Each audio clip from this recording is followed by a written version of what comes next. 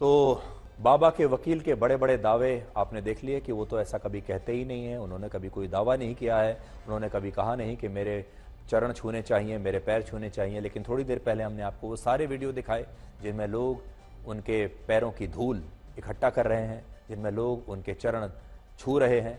लोगों में होड़ लगी हुई है कि कैसे वो उनके चरण छू सकते हैं। ये सारे वीडियोज़ आप देखिए और उनके वकील साहब की जो बातें हैं उन्हें भी आप सुनिए। इन दोनों में आपको एक बड़ा विरोधाभास नजर आएगा। अगर ये बाबा वाकई ऐसी चीजों के इतने खिलाफ थे तो यहां रोकते क्यों नहीं है इन लोगों को?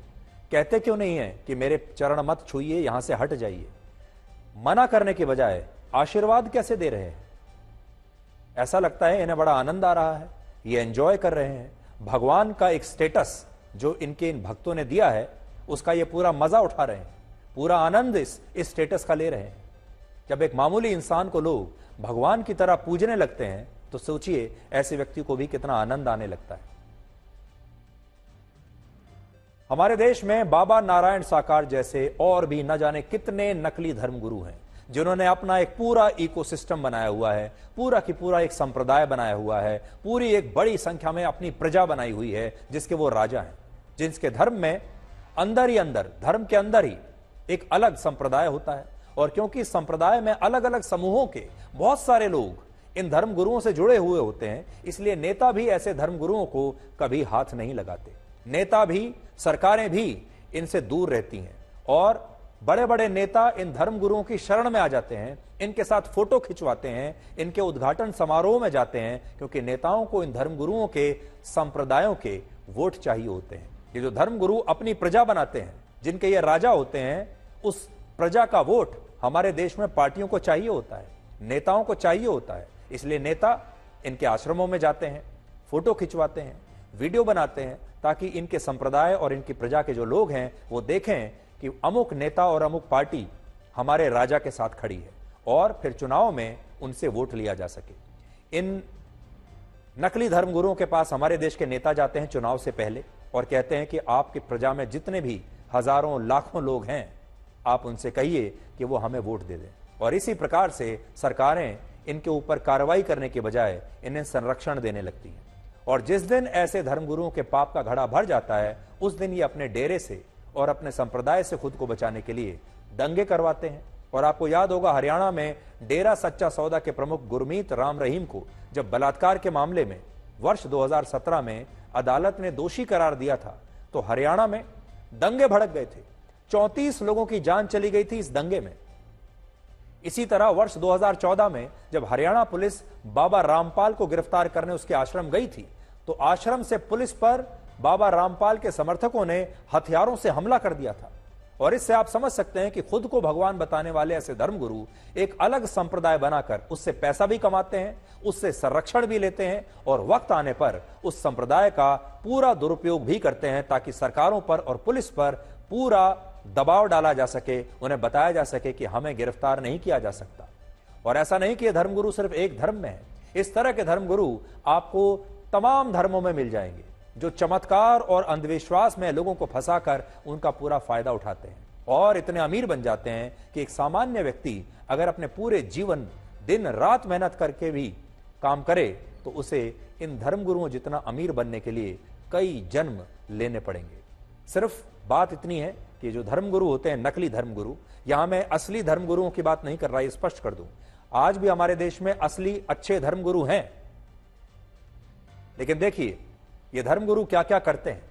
आज भी हमारे देश में अच्छे धर्मगुरु हैं जो आपको सही रास्ता दिखाते हैं, लेकिन नकली धर्मगुरुओं ने सबको बदनाम करके रखा है। ये धर्मगुरु लोगों के बीच भ्रामक दावे करके चमत्कार का एक ऐसा अंधविश्वास फैलाते हैं कि लोग आसानी से इनके पाखंड में फंस जाते हैं। और हमारी सरकारें भी इन धर्मगुरुओं को भ्रामक दावे करने से कभी रोकती नहीं। आज हमारे देश में जब कोई बड़ी कंपनी अपने प्रोडक्ट को लेकर कोई विज्ञापन देती है और भ्रामक विज्ञापन देती है, तो ऐसे मामलों में सरकारों से लेकर अदालतें तक उसका संज्ञान लेती हैं और कहती हैं कि आप भ्रामक दावे और विज्ञापन नहीं कर सकते।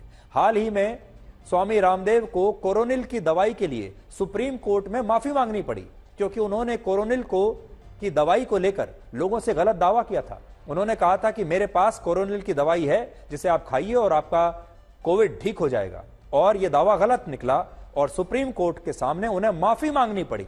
लेकिन सोचिए, जब ये नकली धर्मगुरु लोगों से इसी तरह के भ्रामक दावे करते हैं कि मेरे चरण की धूल आप अपने माथे पर लगा लीजिए तो आपकी बीमारी दूर हो जाएगी, मेरे हैंडपंप का पानी पी लीजिए आपकी बीमारी दूर हो जाएगी, काली चाय पीने से आपकी बीमारी दूर होगी, मेरा आशीर्वाद लेने से आपकी नौकरी लग जाएगी, कोई और पानी पीने से आपकी शादी हो जाएगी। इन भ्रामक दावों को रोकने के लिए हमारी सरकारें कुछ नहीं करती, जबकि इन भ्रामक दावों के कारण कई हजारों लाखों लोगों के जीवन बर्बाद हो रहे हैं। और इसीलिए आज हम राज्य सरकारों से और केंद्र की सरकार से यह अनुरोध करना चाहते हैं कि अब इन सरकारों को इस पूरे मामले को संज्ञान में लेते हुए इस पूरी व्यवस्था को रेगुलेट करने के लिए एक अलग व्यवस्था बनानी पड़ेगी और हमारे देश में अंधविश्वास फैलाने वालों के खिलाफ एक सख्त कानून बनाना होगा, जो अभी राष्ट्रीय स्तर पर नहीं है। जिस तरह से हम भ्रामक विज्ञापन जब आते हैं तो हम उन कंपनियों को रोक देते हैं। आपने भी देखा होगा, बहुत सारे विज्ञापनों में कंपनियां कहती हैं आप हमारा ये प्रोडक्ट अपने बच्चे को पिलाइए तो उसका दिमाग तेज हो जाएगा, आप हमारा प्रोडक्ट अपने बच्चे को पिलाएंगे तो उसकी लंबाई बढ़ जाएगी, उसका शरीर अच्छा हो जाएगा, स्वस्थ हो जाएगा। बहुत सारे लोग ये कहते हैं कि आप ये फलानी चीज खाइए तो आपकी जो शरीर की जो आपकी इम्यूनिटी है वो बढ़ जाएगी। और ये सारे विज्ञापन भ्रामक होते हैं। इसी तरह से भ्रामक बातें ये नकली धर्मगुरु दिन रात लोगों से कहते हैं, टीवी पर आकर कहते हैं, सत्संग में कहते हैं, वीडियोस बनाकर कहते हैं, अखबारों के जरिए कहते हैं और हर व्यवस्था का ये पूरा इस्तेमाल करते हैं। फिर इन पर कोई कार्रवाई क्यों नहीं होती? हमारी सरकार इनके पास ये क्यों नहीं जाती कि अगर आप ये कह रहे हैं, दावा कर रहे हैं कि मेरे पैर की धूल अपने माथे पर लगाने से ये हो जाएगा, तो इसे साबित करके दिखाइए। देश में बिहार, झारखंड, छत्तीसगढ़, उड़ीसा, महाराष्ट्र, राजस्थान, असम और कर्नाटक जैसे राज्यों में अंधविश्वास फैलाने के खिलाफ कानून है, लेकिन राष्ट्रीय स्तर पर ऐसा कोई कानून नहीं, जिसका बहुत सारे धर्मगुरु पूरा फायदा उठाते हैं और लोगों के बीच चमत्कार के भ्रामक दावे करके उनका जीवन बर्बाद करते हैं। हमारे देश में धर्म और अध्यात्म का बाजार 5 लाख करोड़ रुपए का है, जिससे आप समझ सकते हैं कि हमारे देश में लोग भगवान में और अध्यात्म में कितना यकीन रखते हैं। और इसी यकीन का कुछ नकली धर्मगुरु फायदा उठाते हैं, जिसे अब रोकने का समय आ चुका है। हाथरस की घटना में पुलिस और प्रशासन की तरफ से जो लापरवाही हुई उसे भी नजरअंदाज नहीं किया जा सकता। हाथरस के एसडीएम ने 80,000 लोगों के सत्संग की इजाजत दी थी, लेकिन इसमें 2.5 लाख लोग पहुंच गए और पुलिस इस भीड़ को लेकर कोई इंतजाम नहीं कर पाई, चुपचाप वहां खड़ी रह गई। 2.5 लाख लोगों के सत्संग के लिए सिर्फ 100 पुलिसकर्मियों को तैनात किया गया। जो पुलिसकर्मी पंडाल के अंदर तैनात थे वो भी इस तरह से बाबा के सामने हाथ जोड़कर खड़े थे जैसे वो भी भक्ति हैं। और इसीलिए सोचिए, जब पुलिस ही इस बाबा के सामने हाथ जोड़कर खड़ी होगी तो इस बाबा के खिलाफ कार्रवाई कैसे होगी? और यही वजह है कि अब तक इस घटना की एफआईआर में इस बाबा के नाम का जिक्र तक नहीं है। और आज मुख्यमंत्री योगी आदित्यनाथ हाथरस गए, जहां उन्होंने घायलों से मुलाकात की और यह भी कहा कि इस मामले की न्यायिक जांच कराई जाएगी और इस घटना में दर्ज हुई एफआईआर का दायरा आगे और भी बढ़ाया जाएगा।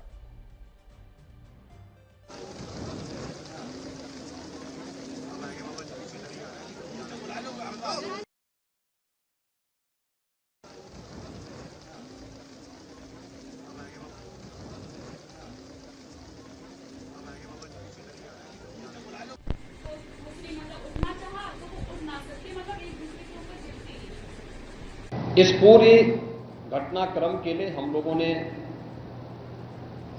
एडीजी आगरा की अध्यक्षता में एक एसआईटी गठित की है, जिसने अपनी प्रारंभिक रिपोर्ट दी है। और इस घटना की तह में जाने के लिए उनसे कहा गया है, बहुत सारे ऐसे पहलू हैं जिन पर जांच होनी बहुत आवश्यक है। इन सभी पहलुओं को लेकर के राज्य सरकार ने तय किया है कि हम इसका एक जुडिशियल इंक्वायरी भी करवाएंगे। जो भी इसके लिए दोषी होगा उन्हें इसकी सजा देना और इस प्रकार की घटना की पुनरावृत्ति न हो, यह हम लोग सुनिश्चित करेंगे।